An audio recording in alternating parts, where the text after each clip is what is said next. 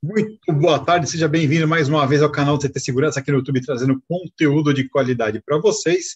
E antes de mais nada, vamos às 3 regrinhas de ouro. Se você está aqui nesse momento, confere se você já está inscrito no nosso canal.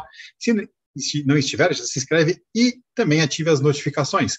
Nas notificações, verifica se você habilitou ali o todas e não o personalizado para ter certeza que você não vai perder nenhum conteúdo do que a gente está lançando aqui no dia a dia. E aproveita para deixar seu like. Temos certeza que você vai gostar e tudo que a gente vai trazer para vocês nesse momento. Então é isso aí, se inscreve, ativa as notificações e deixa o seu like. Vamos começando mais um Security Talks by Avante aqui no CT Segurança, nosso programa de todas as quartas-feiras às 17 horas. E logo de começo, se você olhar no canto direito inferior do seu monitor, da sua tela, tem um QR Code. Esse QR Code vai levar você para um ambiente de testes da Avante, onde você vai poder ali conferir alguns temas, algumas funcionalidades dos analíticos, né, de vídeo que a Avante promove. Então você vai ter uma POC a ter o acesso. Se você não consegue agora, porque está assistindo no celular, porque é só mirar a câmera e entrar, você pode depois, nesse mesmo link, a live vai estar disponível, coloca lá no notebook, na TV da sua casa, vai com o celular, mira a câmera nesse QR Code e você consegue fazer essa experiência, essa POC na sua residência, na sua empresa. É isso aí. Então vamos dando um oi aqui para os meus amigos, começando pelo Marcos Cenas da Avante. Tudo bem, Marcão? Ô, Silvano, beleza? Boa tarde para todo mundo aí. O Cena que está debutando pela Avante conosco hoje aqui, a primeira participação dele, e o nosso já conhecido e famoso Claudinei Costa. Tudo bem, Claudinei? Tudo bem, Silvano? Boa tarde a todos aí. De bola. E o nosso convidado especial de hoje é o Robson Lemes. Eu não vou me atrever a falar o nome da sua empresa. Você poderia repetir o nome da sua empresa para a gente, por favor? Boa tarde, Silvano. Boa tarde a todos aí, os colegas, quem nos ouve e participa conosco. É Boehringer Ingelheim. Perfeito. Essa é a empresa que ele representa. Eu não queria estragar o nome da empresa tentando falar, né? Show de bola. Muito bom, pessoal. Vamos só dar um oi aqui, ó. Quem já deu um oi aqui no chat pra gente? A Viviane Quiroja, o Demarques da Clear Brasil Zone, o Fábio Thiago Rocha, e tem mais uma galera aí online. Dá seu oi aqui no chat, que daqui a pouco a gente volta para cumprimentar vocês também daqui a pouquinho. E vamos, nesse primeiro momento, conhecer um pouquinho mais do Robson. Robson, conta pra gente um pouco de você. Obrigado, Silvano, novamente. Pessoal, eu sou graduado em administração de empresas e especialista em gestão de riscos corporativos e investigações corporativas, né? Também permeando aí pela área de criminologia.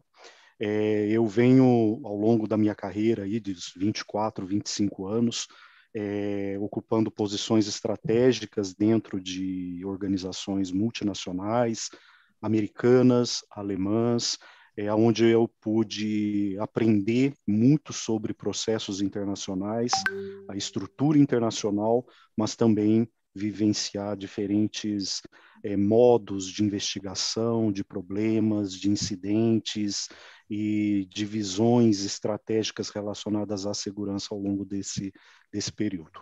Tá bom? Show de bola. Muito obrigado, bem-vindo mais uma vez. E vamos lá agora ao nosso pontapé inicial com o Claudinei. Manda bala, Claudinei. Obrigado, Silvano. Mais uma vez, obrigado aí, Robson, né? Eu já tive um contato com o Robson quando eu estava iniciando a carreira na área de segurança eletrônica, né? Ele trabalhava aí por uma outra empresa e tive o prazer de conhecê-lo e a gente bateu um papo bem legal e aí a gente se relembrou aí, né? Porque não faz muito tempo que eu estou no mercado, né? Robson, fazer uma perguntinha bem legal para você. Aqui em casa, quando acontece alguma coisa, quebrou uma xícara ou sumiu um chocolate, eu pego as minhas 2 filhas e faço uma cariação com elas. Falo, ó, quem foi? Fala aí. Né? Lógico, no mundo corporativo não é assim, né? Então, assim, queria que você explanasse um pouquinho aí como que acontece no mundo corporativo esse pontapé inicial para uma investigação, né? Quais são as premissas? O que a gente pode falar um pouquinho aí para a gente? Legal, Claudinei. Se fosse fácil assim, né, também no mundo corporativo, né, como você citou aí, traz como exemplo, chama o filho menor, o filho maior ali e fala para mim que, né, quem foi que fez, tal, certamente seria tudo mais fácil, né? Mas não é assim que funciona e entendo que, felizmente, não é assim, né? Porque a empresa ela é constituída de processos, né? Ela é constituída por áreas que se interagem entre si, por hierarquia. Então, ao meu ver e com base na minha experiência, entendo que a acariação dentro de uma organização, dentro de uma empresa constituída, ela vai trazer pouquíssimo resultado, né? Então, e por isso, né, como que a gente pode definir o pontapé inicial para um processo de investigação? Primeiro, qualquer investigação, né, o processo de investigação tem que estar dentro de um sistema integrado de segurança, que a gente conhece como SIS, né, mas devem existir aí outros nomes correlacionados. Mas quando eu digo que tem que estar ligado a um sistema de segurança, para quê? Para que a gente garanta que essa investigação tenha propósito, precisa ter um propósito, eu preciso saber o que eu vou investigar, né, quando investigar, quais recursos utilizar, né, e qual o resultado esperado dessa investigação. Então, estar ligado a um sistema integrado de segurança é algo que faz toda a diferença, porque você vai ter uma estrutura, um direcional ali a ser seguido. É muito interessante, eu acho que uma informação bacana para compartilhar com vocês é que na maioria dos casos, né, investigados ou investigações, elas se iniciam com base de uma denúncia. Os especialistas dizem que 40% das fraudes investigadas foram a partir da denúncia de um empregado, de um colaborador, de um terceiro, né, um parceiro aí, de um estagiário, de um temporário, que percebeu algo dentro de um processo. Então, isso é um dado muito interessante para nós. Então, volto, né, a reforçar, um processo desenhado de como receber uma denúncia, de como coletar esses dados, de como mapear isso e aí estabelecer um processo de investigação faz toda a diferença no resultado final. Então... Legal. Ô, Robson, boa tarde. Dentro desse mundo investigativo corporativo, além da expertise, experiência toda que se deve ter para fazer uma investigação, acredito que precisa várias ferramentas para você fazer essa investigação. Você conhece algum caso ou tem atuado em algum caso que o uso da tecnologia, por exemplo, de imagem e áudio tenha sido fundamental para o desfecho de um caso, por exemplo? Boa tarde, Sena. Você traz um ponto bastante relevante, né? Até a proposta aqui da nossa conversa, do nosso bate-papo hoje é investigações corporativas, processos e tecnologia, né? Justamente porque, voltando à fala anterior, quando eu me refiro a um sistema integrado, então também é a integração, né, de processos, procedimentos, de normas, treinamentos, mas também de recurso tecnológico. Eu tive, durante os anos, ao longo dos anos, né, que eu venho trabalhando com investigações corporativas, diversos casos onde a tecnologia ela participou de uma forma complementar. Importante ressaltar aqui que a tecnologia, seja um CFTV, seja um controle de acesso, seja uma ferramenta de monitoramento de dados, né, robótico, e hoje a gente tem aí diversas ferramentas em relação a isso. Ela, por si só, ela não julga. Ela, por si só, ela não traz, né, ela não é capaz de trazer a clareza num processo investigativo. Isso é muito importante ficar claro para nós aqui. Porque eu preciso ter a expertise por detrás para interpretar os dados, eu preciso ter, né, uma análise crítica, eu preciso ter um conhecimento embarcado, a experiência profissional, a malícia profissional para saber separar e eleger aí o que realmente é prioritário e relevante dentro de um processo investigativo. Mas respondendo à sua pergunta, eu tive casos, e posso citar um aqui, era um caso relacionado à discriminação, não é? Onde um líder foi discriminado pela sua cor através de uma pichação. Tá? Então, isso para as empresas é algo extremamente sério, né? A discriminação, seja por qualquer motivo, é crime, né? Então, cabe aí que seja investigado e seja levado a sério, né? Então, a empresa, naquele momento que eu estava trabalhando, nós estabelecemos um plano de trabalho. Então, a partir do momento que se decide fazer uma investigação, o primeiro passo, plano de trabalho, né? E nesse plano de trabalho, foi entender o contexto. Porque se algo diferente havia acontecido em relação a essa pessoa, se ele tinha algum suspeito, e eu estou contando isso para vocês entenderem o papel da tecnologia e como que a gente pode casar essas informações. Não há como fazer uma investigação isolada, só a tecnologia vai me trazer resultado, só o processo vai me trazer resultado. E aí, dentro do contexto, essa pessoa que havia sido vítima falou, olha, tivemos algumas mudanças dentro da área e eu tenho algumas suspeitas e tal. Voltando ao fato que havia sido uma pichação, nós imediatamente tomamos uma ação no local onde essa pichação aconteceu. Vamos limpar a área. Limpamos a área e, a partir desse momento, nós começamos a monitorar ao redor desta área. Né? Era uma área privada internamente, então não poderia ter câmeras dentro deste local por uma questão de privacidade, mas haviam câmeras na parte externa a partir do momento que a gente começou a monitorar ali quem acessava o local frequentemente, né, com mais frequência, os horários, etc. Até que nesse local apareceu o símbolo desenhado de uma câmera. Né? E na nossa interpretação naquele momento foi uma mensagem para nós, uma mensagem para a liderança. Sabemos que estamos sendo monitorados. Que algo está acontecendo ao redor ou em relação a este caso específico, né? E então a gente, a partir disso, começamos a afunilar. Quais são as pessoas que entram com mais frequência? Quais são as pessoas que sempre estão nesse local? Qual é o turno? Qual o horário? Né? Os dias da semana?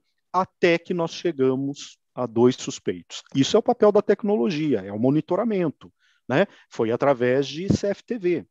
Né? Sem esse recurso, ficaria difícil a gente conseguir coletar esses dados necessários para essa avaliação. Outro ponto importante, Sena, não se faz isso do dia para a noite, né? Não é algo imediatista. A gente tem a ânsia de precisamos investigar, precisamos resolver, precisamos trazer um resultado, mas nem sempre é assim. Ou na grande maioria dos casos não é assim. Então, eu acredito que após 4 meses de monitoramento, a gente conseguiu interpretar esses dados e chegar a 2 suspeitos. Até que a pessoa entrou. Quando ela saiu, um representante da área de segurança entrou e viu lá uma nova pichação. Desta vez, não referente ao racismo, mas a uma questão de cunho sexual contra uma funcionária.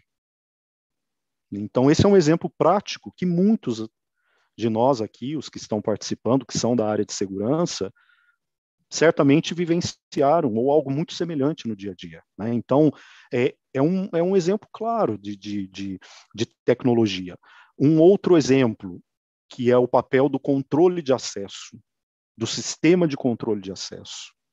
Ter um sistema de controle de acesso num processo de investigação é fundamental. Ter ali, seja ele por catraca, por torniquetes, por leitoras de crachá, por finger, né, por leitura de finger, seja por leitura de íris, seja qual for, mas durante a investigação, certamente eu vou ter um momento onde eu preciso ter a comprovação de quais pessoas entraram naquele acesso. Aí esse é um ponto inicial. Né? Algo aconteceu dentro daquela sala restrita. Primeira pergunta, quem acessou esse local? Esse é um outro exemplo muito cotidiano dentro de um processo investigativo. Né? Então, eu já tive...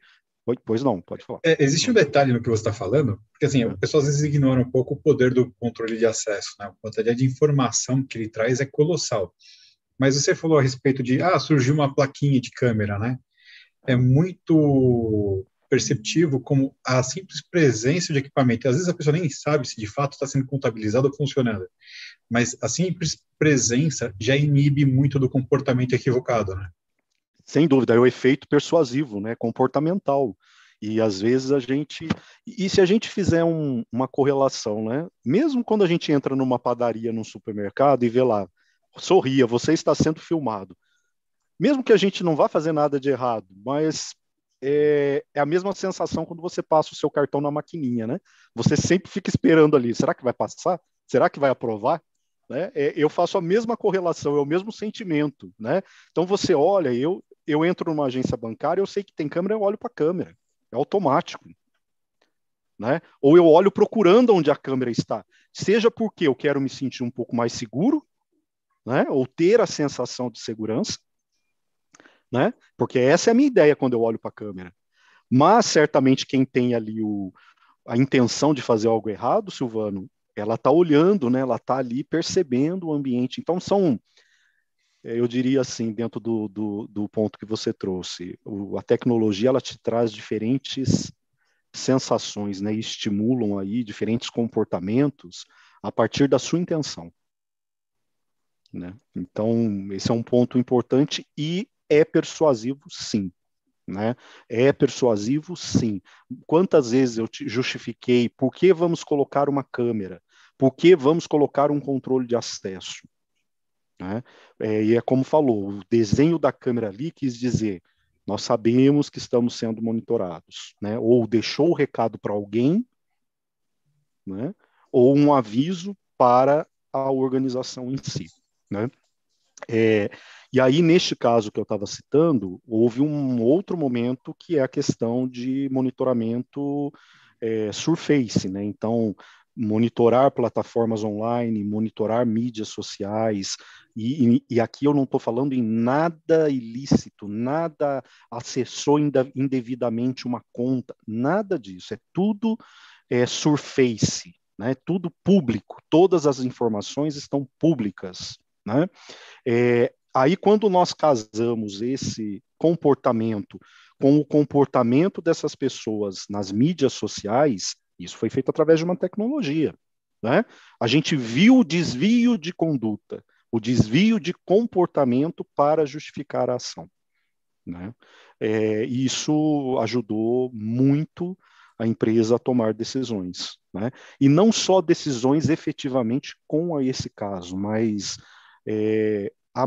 a estar atento a falar sobre o assunto, né? De que poderia estar acontecendo no dia a dia dentro da empresa. Então, a investigação também traz um aprendizado, e isso é o que eu entendo como mais importante do processo. Robson, a questão do controle de acesso, câmeras em locais que são vistos antes, né? Feita uma análise de risco, né? Para você saber quais são os pontos cruciais onde você deve ter esses equipamentos, né? Para te ajudar. Até falando nisso,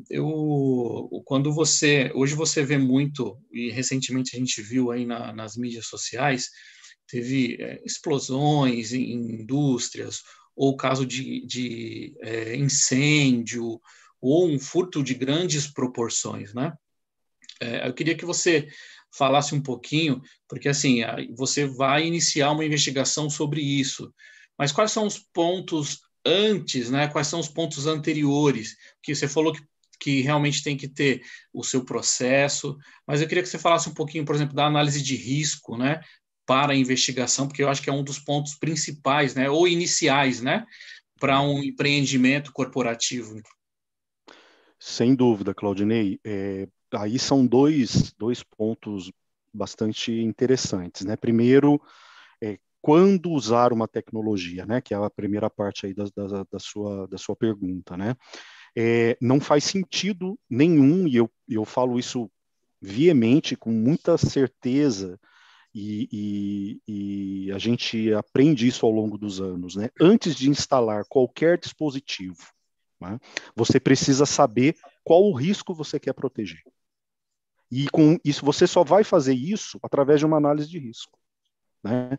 A gente vê muitas empresas que investem milhões, mas ela não fez o trabalho inicial, que é entender o que ela quer proteger, qual o risco que eu vou mitigar usando um CFTV, usando um alarme de intrusão, usando um controle de acesso. Então, para esta parte de aplicação de tecnologia, para mim, não é possível fazer uma aplicação, um projeto correto, sem antes desenvolver uma análise de segurança. Tá? E da mesma forma, eu faço uma analogia com a questão investigativa, né? Então, antes, como eu falei, o processo de investigação da empresa, para ser robusto, para ser íntegro, para ter direcionais suportados pela área jurídica, pela área de compliance, porque a área de investigação ela não trabalha sozinha. Ela tem recursos humanos, se eu estou falando de pessoas. Né, eu tenho o legal, o jurídico, se eu estou falando de processos da empresa. Então, é o conceito do quatro olhos. Né?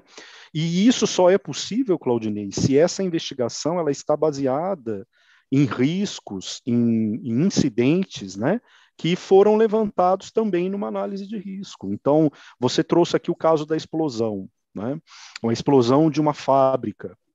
O que vem em mente foi criminal, foi acidental, né, uma fatalidade, e a gente sabe que tem casos que não, que houve o fator humano envolvido nesse processo, através de uma sabotagem, através de um procedimento que ele burlou, né? E é muito importante entender isso, porque a questão de um incêndio criminal, ou de um ato semelhante aí, que a gente fale, isso foi proposital, né? Precisamos entender como que é o ambiente que a empresa está passando naquele momento. Em que momento que ela está? Né? Ela tem demissões anunciadas, ela está num processo de negociação, ela está passando aí por uma reestruturação, né? E isso traz o que a gente chama de instabilidade, né, emocional das pessoas. Porque se eu estou lesando o empregador, se eu estou lesando a empresa que eu trabalho, é porque eu estou descontente. É a forma de eu expressar esse descontentamento. Né? E isso, Robson, mas isso a gente consegue fazer numa análise de risco? Sim, se é algo crítico, nós temos empresas que têm, por sua atividade só, esse risco muito mais forte do que o outro. Risco do ambiente, instabilidade do ambiente de trabalho. Isso tem que estar ali. Por quê? E aí é o ponto que a gente atrela a investigação. Uma vez que você fez a análise de risco, você identificou os seus processos críticos, você estabelece medidas de proteção. Então, esta área que foi incendiada, ela poderia ter um dispositivo de proteção? Poderia. Né? E poderia ter diminuído a chance da ação acontecer? Poderia. Né? Também é importante trazer para vocês aqui, não existe barreira intransponível. A gente não pode acreditar que existam barreiras intransponíveis. O que faz, né, uma barreira se tornar intransponível? É o tempo. Se eu tiver tempo para analisar, para estudar, para avaliar, e a minha motivação. Né? Então, por isso que a gente fala, não tem barreira intransponível. Porque se a pessoa tiver tempo, tiver propósito, tiver motivação, ela vai achar uma forma de burlar o sistema, ela vai achar uma forma de criar uma oportunidade para atingir aí o seu objetivo. Tá? Então, para mim, qualquer uma dos dois frentes é essencial uma análise de risco. Você falou aí, imagina, você falou aí na hipótese da motivação ou da desmotivação de determinado funcionário estar com uma empresa e executar aí um mal feito, né? Eu estava vendo um caso que aconteceu de um engenheiro que estava acompanhando uma obra e tal, e fizeram uma investigação através de denúncia, porque ele estaria desviando aí metade dos materiais dessa obra para algum lugar. Aí fizeram até campana, a investigação fez até campana no local para descobrir e tal. Descobriram que ele estava descarregando metade dos materiais na obra, e aí o caminhão ia embora e metade na rua de trás. Então, essa era a metade que ele estava desviando. E desviou muito dinheiro, foi assim, muito dinheiro. No final da investigação, ele acabou confessando o ato e tal. E aí, uma dúvida que eu tive, que assim, na entrevista, perguntou para ele qual seria a motivação desse feito, né? Já que o salário dele girava em torno de R$ 20.000. A resposta dele foi a seguinte, que a obra que ele estava tocando lá, que ele estava responsável, era uma obra de mais de R$ 100 milhões. E ele ganhava R$ 20.000 para ter uma responsabilidade grande como essa. Aí eu te pergunto, nessas entrevistas que vocês fazem, existe um mapeamento de motivação, da motivação, existe um fator que seja um facilitador para que essas coisas aconteçam? Ou seja, dentro desses dados, é possível traçar uma prevenção para o acontecimento desses atos? Falar sobre motivação, né, dentro da concretização, da materialização, né, de um incidente, né, vamos usar isso, e não delito, e não crime, né, porque a gente está falando aqui fora de um âmbito criminal, policial, né, a gente está falando dentro de um âmbito corporativo, então é sempre a questão aí de um incidente, né, de um evento, tal, mas é muito interessante esse ponto, Sena.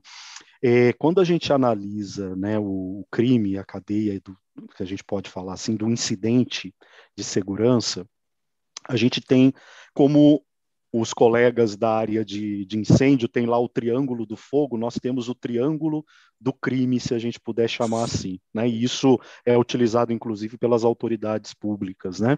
De segurança, as forças de segurança.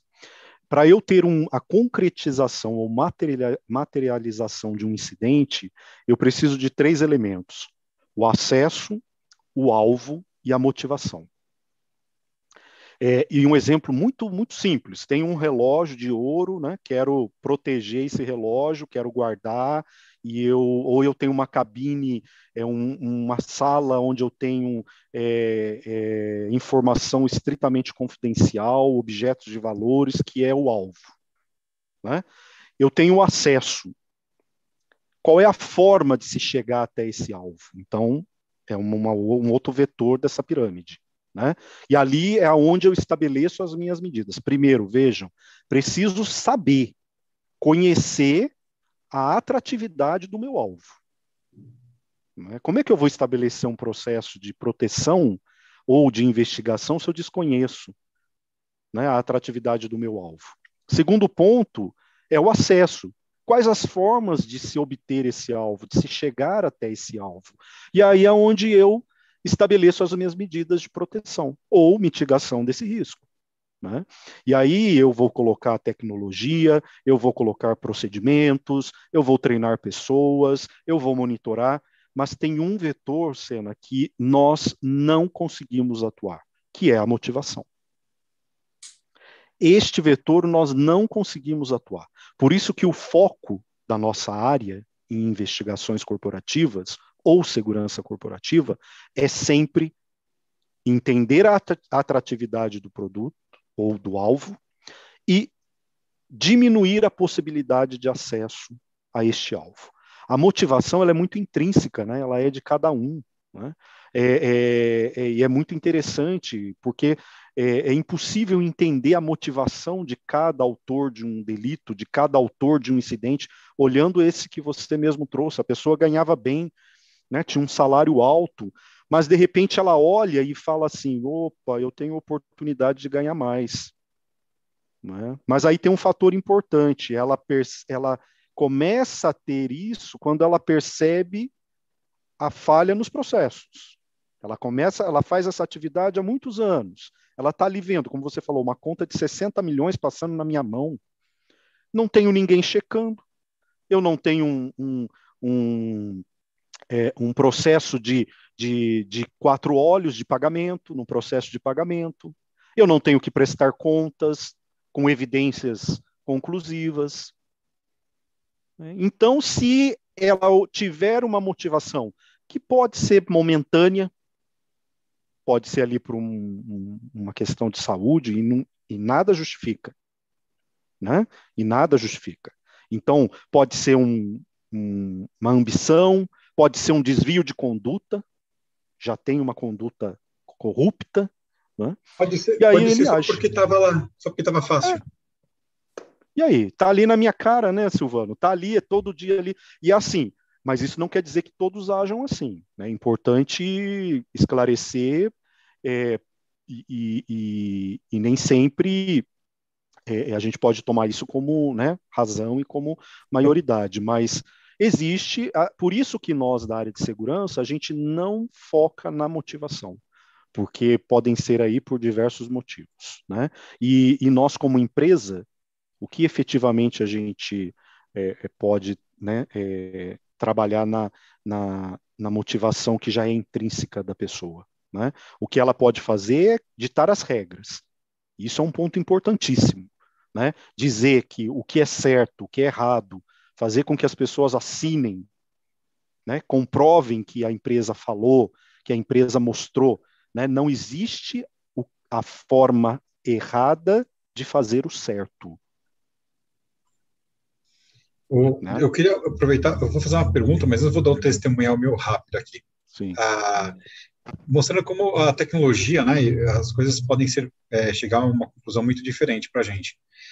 Muito tempo atrás, numa fábrica, a gente foi instalar uma parte de controle de acesso, né, e em algumas portas, porque imagina o seguinte, era um galpão que tinha 22 portas, só que só 20 delas eram por questão de AVCB e não podiam ficar fechadas, nem ter travas, nem eletroímã, tinha que ser liberado.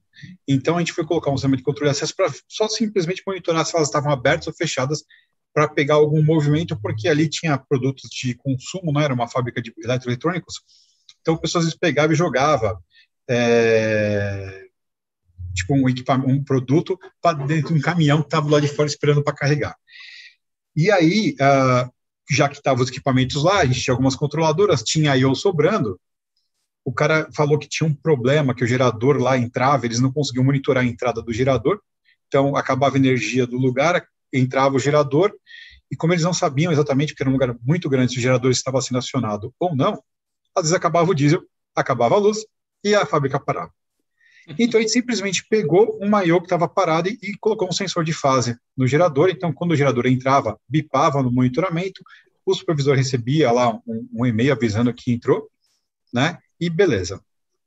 Aí o que acontece? Qual foi o resultado disso? Estava funcionando, tudo beleza. Só que com essas informações na mão, o supervisor começou a ter uma tabulação de quanto tempo o gerador estava ficando ligado, coisa que ele não tinha antes. E ele chegou a uma conclusão, falou assim, nossa, cara, olha só, primeira coisa, se eu estou usando o gerador mais do que eu esperava, por isso, só que agora eu também consigo ver que eu estou gastando mais diesel do que eu deveria, então eu vou chamar a manutenção para fazer um reparo no gerador para voltar a ter uma economia. Segundo, ele acionou a operadora de elétrica porque ele tinha um consumo maior de energia elétrica do que o contrato mínimo, e como ele estava usando muito diesel, saía mais caro o diesel do que a energia vindo da operadora. Então ele acionou a operadora para regularizar a situação, porque ele estava perdendo dinheiro com isso. Então ele proveu uma economia enorme a partir dali. Quando ele chamou a empresa de manutenção, a empresa de manutenção falou assim, cara, o consumo do gerador está ok. Ele falou, mas para onde está indo esse diesel? Aí ele começou a cruzar com as imagens de vídeo e viu que o cara que abastecia colocava metade no gerador e metade no carro dele, né, que era uma picape. E aí o cara, infelizmente, 2 pessoas foram mandadas embora por justa causa, mas olha só, através de uma coisa tão simples, uma informação tão simples, o quanto de economia você pode gerar numa empresa. A pergunta era o seguinte, Robson, o quanto de veracidade é possível obter a partir dessas investigações quando entra nessa questão das causas. Ou seja, o cara falou, é porque minha mãe está doente. Isso é algo fácil de entender, de comprovar, né? Mas o quanto vale a pena realmente se preocupar com isso? Tá. Eu acho esse ponto muito, muito bacana, o Silvano, assim. Pelo que eu entendi aqui, é a questão de, minha mãe está doente ou não, enfim, né? Da veracidade da motivação que você se refere. É isso? Isso. Eu diria que é um ponto, Silvano, que não vale a pena você, dentro de um processo investigativo, tentar comprovar, tá? Porque, assim, dentro do que eu falei, a minha última fala, até a questão, não existe a forma errada de se fazer o certo, né? E quando a gente fala em motivação, existem outras formas, né? Você não vai ter um desvio de conduta porque você tem uma necessidade, seja ela por qual for, né? Dentro de um processo de investigação, nós não trabalhamos considerando este item importante ou que vai interferir na decisão final da investigação. Mas aí tem um ponto que eu acho que é muito importante trazer aqui na nossa conversa de hoje. Um processo de investigação, ele tem a fase de oitivas, né? Você passa por a investigação, como eu falei, você precisa ter um plano de trabalho. E aí vou chegar exatamente nessa questão de entender motivação, de até voltar naquela questão que o Claudionei trouxe, de né, fazer a cariação entre as pessoas ou não, mas está muito correlacionado. Por quê? Você tem um plano de trabalho. A investigação ela começa com um plano de trabalho. E ali você tem as etapas. A etapa inicial é contextualizar o que houve, é buscar provas, buscar indícios, dados, que permeia por tudo que a gente falou até aqui. CFTV, controle de acesso, tabular dados, tal. Você faz uma primeira análise. Você entende o que você coletou, relacionado ao contexto. E na maioria das vezes, você tem informações com essa avaliação inicial que você fez, que mudam o caminho da investigação, porque você achava que ia por um lado, que era uma situação, e você, ao longo desse processo, descobre que é outra. Aí vem uma fase importante, que são as oitivas, que é dar a chance do suspeito, né, ou do denunciado, né, porque, assim, a gente disse que a investigação ela pode se iniciar de diversas formas. Então, consideremos que é uma denúncia de uma fraude financeira ou uma fraude num processo licitatório. Houve uma fase preliminar onde você teve que entender tudo o que aconteceu, olhar documentos, né, ter acesso a e-mails, ter acesso a informações que te deem subsídios para analisar e dizer vamos por esse caminho ou por aquele.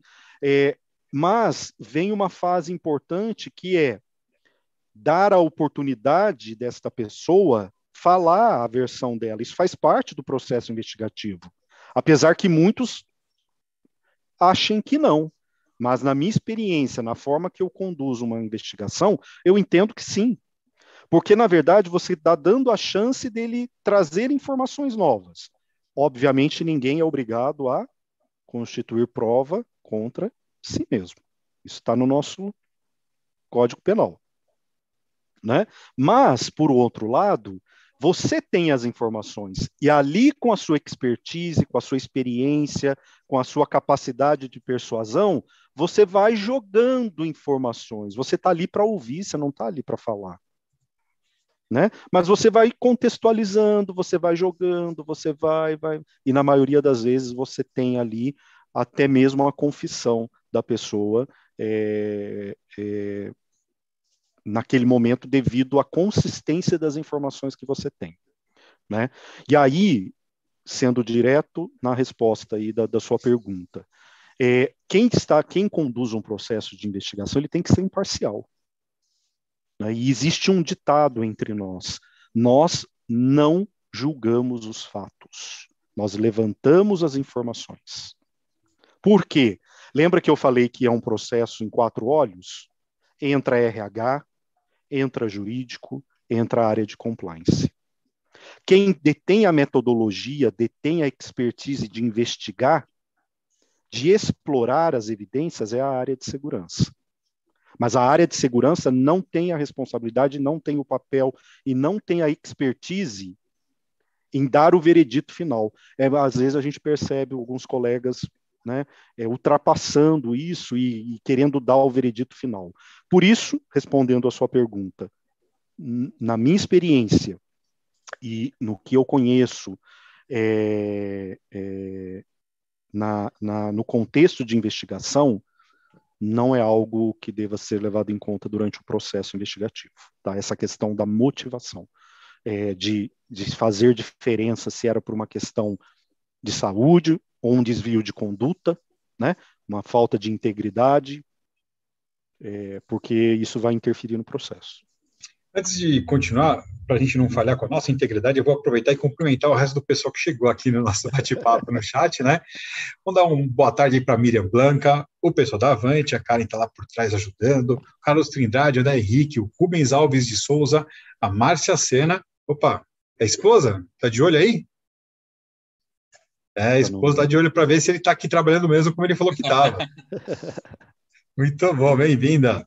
O Thales Strongen, o Hiro Kramoshi da Optex, o pessoal da SP Risk Análises, a Mariana Santos, nosso grande Everton Lima, o Hiro Kuramoki da Optex, já falei, a Júlia Karenina, a mulher do Scrum, né? Estamos nos devendo fazer um bate-papo mais sobre isso. O Carlos Trindade e o Humberto Pradal, sejam muito bem-vindos aí ao nosso chat. Se tiver alguma pergunta, coloca aqui que a gente vai trazendo para o pessoal.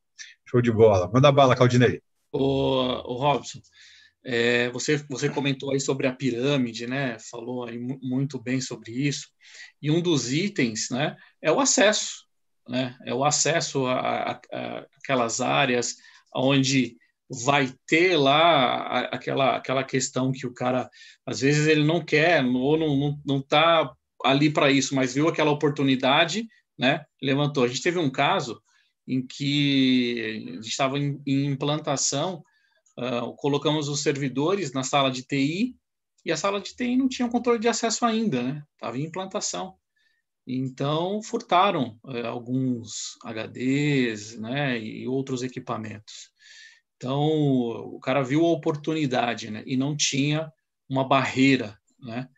Então, a gente sabe, tem controles de acesso, existem barreiras perimetrais para não permitir o acesso, né, externo.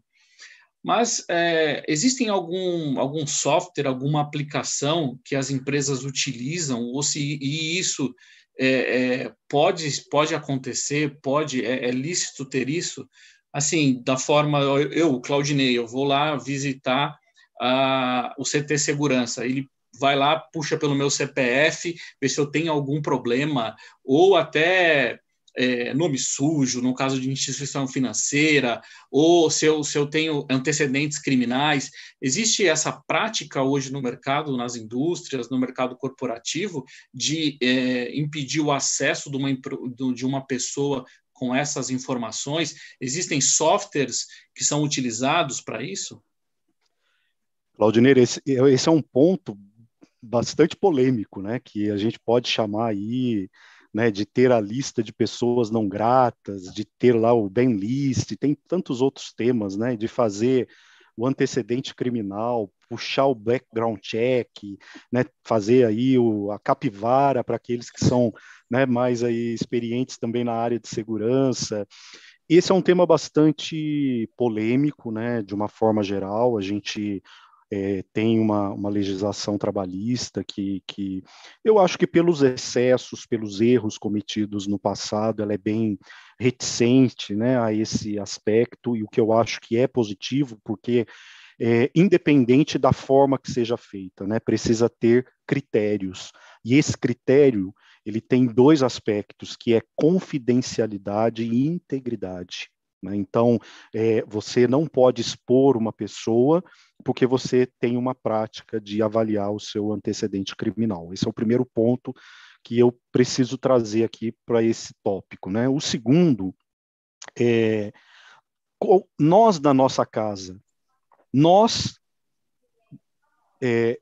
temos o direito de dizer quem queremos recebê-lo, né? Quem queremos em nossa casa, para quem nós damos o acesso à nossa casa. Não é assim no nosso dia a dia? Sim. Claramente é. E na empresa não é diferente. A empresa privada, ela tem o direito em dizer, né, quem ela quer dentro da sua casa, enquanto companhia. A diferença está na forma que é feita, né? E esse é um segundo ponto. O terceiro, quando você pergunta, existem softwares? Existem softwares de background check, baseado em dados abertos. Este é o ponto, né? Baseado naquilo que já é público, baseado no que já está num Surface. Para quem não está familiarizado com esse termo, o Surface é todas as mídias abertas, inclusive o Google, né? Você já experimentou colocar o seu CPF no Google, o seu nome e o seu CPF? Né? Então faça esse exercício, porque você vai ver quanta informação vem. Não que isso vá trazer aí a informação necessária para você bloquear ou não uma pessoa. É apenas uma analogia. Mas existem softwares, sim, hoje,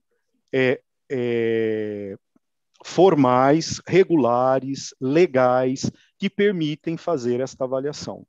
Sim, mas qual o ponto importante? Em fontes abertas. Um crime que foi julgado, ele é público. Né? Uma condenação, ela é pública. Né? Então, isso, Claudinei, é um tema polêmico, mas eu percebo que hoje as empresas têm melhor esse entendimento. E aí entra um papel de compliance muito importante. Assim como o processo de investigação, que é depois que algo aconteceu, mas o background check, que é preventivo, é um processo que deve ser implementado na empresa com a área de security ou segurança corporativa, recursos humanos e a área de compliance. Para que seja um processo íntegro. Né? Como que a gente dá a devolutiva? Como que vai ser o retorno, né, para essa pessoa? De que forma? Que não exponha nem a empresa e nem a pessoa ali que está recebendo o retorno. Né? Então, na experiência profissional que eu tive até o momento, pelas empresas que eu passei, nós nunca tivemos problema em relação a isso, mas eu atrelo esse sucesso na forma coerente e íntegra que era feita. Né? Com esses exemplos que eu trouxe para você aqui. Tá? Então, existe sim, se a gente pesquisar, softwares que faz inclusive background de rede, tá? Para due diligence, só complementando aí, para due diligence, para análise de CNPJs, né? de pessoa jurídica, e você cria uma rede ali investigativa, vou contratar uma empresa, será que ela é idônea? Nós temos direito de saber. Lógico. Né? Você não vai pegar o resultado dessa avaliação e publicar. Isso é uma informação para a sua decisão. E o descarte dessa informação, só para finalizar esse ponto, o descarte dessa informação é o aspecto fundamental. O que eu faço com essa informação depois? Para que ela não caia em mãos erradas. Sim. Né? E, Robson, dentro disso que você está falando, queria fazer duas perguntas em uma. Sobre ainda o uso da tecnologia, a cópia forense de dados, como é feita, se você utiliza, se é em HD, em celulares, pode ser feito em celulares pessoais, isso é caro, pode fazer em qualquer investigação, e dentro disso tudo que você está falando, inclusive dos dados das pessoas, como que a Lei Geral de Proteção de Dados interage com tudo isso? Com todos esses dados que são coletados, ainda que públicos, mas com todos esses dados que são coletados, que são diversos, como que essa lei interage com todos esses dados? Bacana. Isso é um ponto bastante relevante, Sena. É assim, né? Eu inicio aí essa discussão sobre esse aspecto da seguinte forma. A gente precisa primeiro entender até onde vai a investigação corporativa, que somos nós, instituições, né, civis aí. e até aonde vai a autoridade, né, é aonde começa a autoridade policial. Nós não temos papel de polícia. Isso é algo que tem que ser claro e estar muito atual nos gestores de segurança aí que nos ouvem, né, e que depois vão ter a oportunidade de ter acesso a esse material. Precisamos ter essa clareza. Por que isso? A partir desse momento, quando a gente fala em pesquisa forense, né, numa avaliação forense, ela é usada para crimes, né, para crimes ditos e intitulados como crime. Nós trabalhamos no levantamento de dados, nós trabalhamos no levantamento de informações. A pesquisa forense, a investigação forense, ela é utilizada para se identificar o autor do crime, quando eu tenho, né, quando as informações não foram suficientes para tal. E aí é através do que você trouxe. Pode ser a quebra de um sigilo telefônico, ela pode ser a quebra de um sigilo bancário, mas que nós, enquanto instituições, nós não temos essa acessibilidade, né, essa autorização. Para que isso aconteça, tem que estar atrelado a um inquérito policial, a uma denúncia crime, né? E aí já é um segundo step, né? Já saiu de dentro da empresa, enquanto investigação corporativa, e passou-se para a autoridade policial, né? Robson, e aí quando a gente... Oi, pode falar. A gente tem um pouco menos de 10 minutos agora, mas eu não posso deixar de te perguntar uma coisa que o pessoal mandou aqui para mim pelo WhatsApp, no privado. Qual o risco que a empresa corre de não fazer investigação? Sabe aquele caso do tipo, cara, deixa isso aqui para lá, manda embora, acabou, a gente fica melhor assim, se livra do problema e tudo mais. Se você puder comentar depois que você terminar o que você está falando, até complementar isso, Perfeito. porque eu acho que isso é muito importante, porque você está nos educando aqui de forma muito rica nesse momento a respeito dos passos da investigação. Isso é fantástico, mas é legal para quem está interessado em fazer. Né? Mas a gente sabe que tem, muitas vezes o pessoal acaba não vou perder tempo com isso, né? Quais são os riscos de não fazer isso, por favor? Excelente ponto, vou já fazer uma ligação com esse aspecto aí, a gente vai responder sim, Silvano. Então, só o passo anterior lá, então assim, a gente não usa a pesquisa forense, né?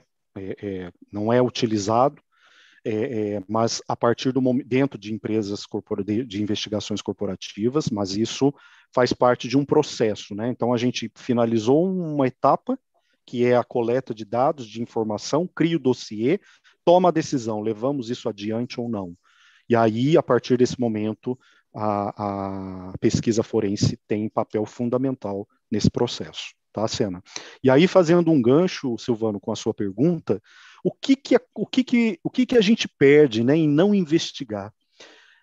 O maior resultado para mim de um processo investigativo, Silvano, é aquilo que a gente muda a partir do resultado dessa investigação. O desejo de se fazer um processo investigativo não deve ser somente em identificar quem está trazendo o dano, quem está lesionando a empresa, mas conhecer quais são os seus gaps nos processos. Porque lembra que a gente falou, se estava tendo um desvio ali, é porque o processo também era frágil. Eu tinha falha no processo.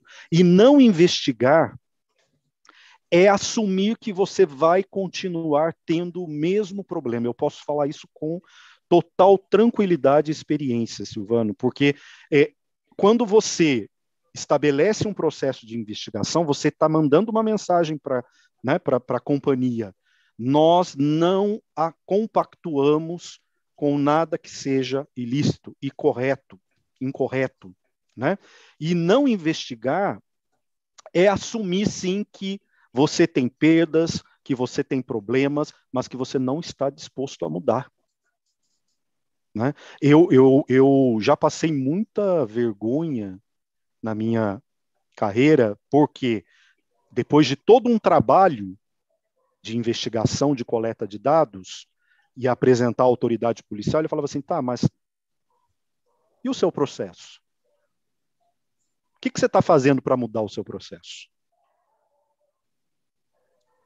Né? Porque senão amanhã ou depois, você vai estar batendo aqui na minha porta para abrir um outro inquérito policial.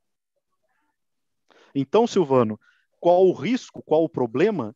É você saber que você tem um problema, que você tem pontos de melhorias a fazer, né? Mas você está assumindo isso como um processo natural dentro da sua organização. E eu duvido que uma organização hoje, principalmente aí eu posso dizer nos últimos 5 anos para cá, por tudo que a gente vem vivenciando, né, que alguma empresa queira correr esse risco. Porque o impacto não é só processual, não é só financeiro, ele é reputacional. Né? Reputacional. Excelente. Robson, acho que a gente tem um tempinho ainda, até complementando, o Sena trouxe essa questão do LGPD. Eu queria que você comentasse alguma coisa aí sobre o LGPD, o que altera ou se mexeu alguma coisa aí internamente para você fazer uma investigação, se tem alguma correlação. Legal. LGPD, ela veio com um aspecto de governança, né? Então, imagina assim, num processo de investigação, quantas informações você não coleta, você não levanta. E hoje, né? E ela tem esse efeito preventivo nessa tratativa das informações, né? E você precisa considerar, sim. Lógico que ela não impacta na metodologia investigativa, porque isso é de security, de área de segurança, mas ela tem um aspecto de governança, ela vai te orientar. Posso trabalhar de que forma com esse dado? Posso utilizar de que forma? Então, o LGPD veio num momento muito oportuno para nos ajudar na prevenção da exposição da empresa em relação aos dados coletados, sejam dados pessoais, sejam dados jurídicos, sejam dados comerciais e tantos outros aí que a gente pode coletar durante um processo de investigação. Para mim, dentro de investigação corporativa, LGPD é governança. Ô, Robson, tem uma perguntinha aqui, se você puder dar uma resposta rápida. A Tuane Vieira gostaria de saber o que seria interessante: incluir a área jurídica desde o início das investigações ou quando a mesma já estiver concluída? Muito boa pergunta, obrigado aí por ter feito, né? Na minha recomendação, desde o início, no momento que se elabora o plano de trabalho. Toda investigação tem que ser iniciada a partir de um plano de trabalho. Antes de sair investigando, coletando dados, falando com pessoas, vamos sentar e vamos fazer o plano de trabalho. A área jurídica, a área de compliance, que geralmente está dentro da área jurídica, né? E aí cada empresa tem a sua nomenclatura, mas respondendo diretamente, a área jurídica, ela deve participar desde a elaboração do plano de trabalho dessa investigação. É totalmente positivo. Por quê? Porque ela vai dar justamente esse olhar, nos conduzir, né? Porque a gente vai trabalhar com muitos dados. Olha, mas o posicionamento da empresa nesse aspecto é esse, né? A forma da gente divulgar este dado é este, né? Então isso, olha, isso poderia parecer que não, mas isso é contra a uma regra da empresa. Então ela vem complementando com este olhar não metodológico investigativo, mas como a pessoa que detém, né, como a área que detém ali as regras da companhia, né? Não só da companhia, mas também do lado de fora, né? Como a própria LGPD, como a gente falou há pouco. Então, é totalmente saudável envolver a área jurídica desde a elaboração do plano de trabalho da investigação. Muito bom, pessoal. Você acha que ficou alguma pergunta importante aqui? A gente tem mais um minutinho aí que a gente poderia aproveitar do nosso amigo Robson. Olha, eu acho que essa questão do LGPD aí foi bem legal, bem importante. Para mim aqui, se eu for fazer uma pergunta agora, acho que a resposta, só a minha pergunta vai demorar um pouco mais. Eu acho que a gente tem que fazer aí uma segunda parte, porque tem muitas questões ainda para ser levantadas, né? Concordo, perfeito. Então, eu vou pedir para vocês fazerem suas considerações finais aqui, começando pelo novato, pelo Marcos Sena, depois, por favor, Claudinei, e encerrando as considerações finais, nosso grande convidado, Robson. Bom, pessoal, muito bacana. O tema é riquíssimo, né, de conteúdo. É importante não só para as empresas, mas para todos, né, que trabalham em empresas, que têm empresas. O termo é relativamente novo, assim, para quem ouve, né? Mas eu confesso que eu não tinha ouvido muito falar sobre o tema, mas dei uma estudada, achei bem bacana, rico para as empresas que se preocupam com isso. Então, muito obrigado aí, Robson, Claudinei, Silvano, pela iniciativa e por todos que assistiram a gente aí. Muito obrigado mesmo. Claudinei? Valeu, Sena. Silvano, obrigado mais uma vez aí pela oportunidade, né? A gente está falando aí sobre segurança, que é muito importante, não só no âmbito pessoal, né? A gente levar também isso aí para o nosso dia a dia, né? Porque isso daí dá para ser utilizado realmente até na nossa casa, né? No nosso ambiente familiar. Segurança, a gente não é só corporativo, né? Pessoal também. Agradecer a todo mundo aí que deu esse tempinho para a gente, escutando um pouco, e acho que tem que ser uma segunda parte aí, né, Silvano? E até semana que vem que eu estarei junto aí novamente. Show de bola. Muito legal.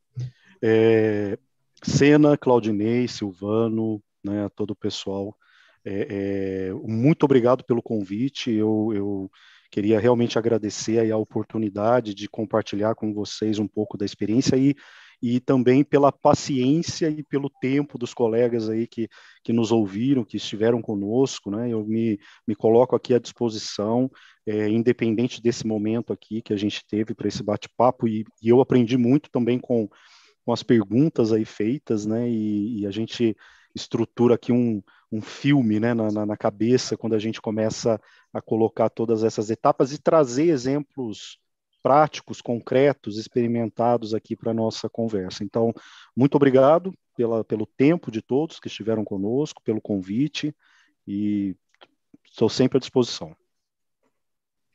Muito bom, pessoal.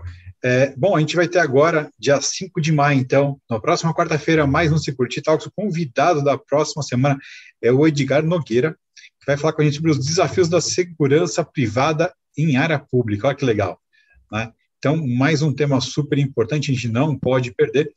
Fiquem ligados, eu vou agradecendo aqui. Então, Marcos, muito prazer. Obrigado, primeira vez, espero que tenha gostado. Muito obrigado também a presença aí do Claudinei. Valeu, Claudinei, já manda mais do que eu aqui. Isso, Silvano, você é um mestre aí. E muito obrigado, Robson. Tema fantástico. É um tema que creio que a gente não tinha nem abordado ele aqui até agora, né? Pelo menos não com essa riqueza. Então foi muito legal mesmo. Aprendi bastante e um segundo episódio com certeza vai fazer muito sentido. Muito obrigado, viu? Eu que agradeço. Show de bola, pessoal. Então vamos ficando por aqui. A programação de Segurança segue adiante com a linha de frente e também com o Hackeando Marketing. Mas não se esqueça, faz aí depois a POC na sua casa, no seu escritório. Mira a câmera do celular no QR Code que está na sua tela para ir para o ambiente de avaliação dos analíticos da Avantia, que está disponibilizando isso de graça para você. Então aproveita e não se esqueça, quarta-feira que vem, volta para cá que temos mais um bate-papo muito bom. Muito obrigado, pessoal. Boa tarde e até daqui a pouco. Até mais. Tchau, tchau. Tchau, tchau, pessoal.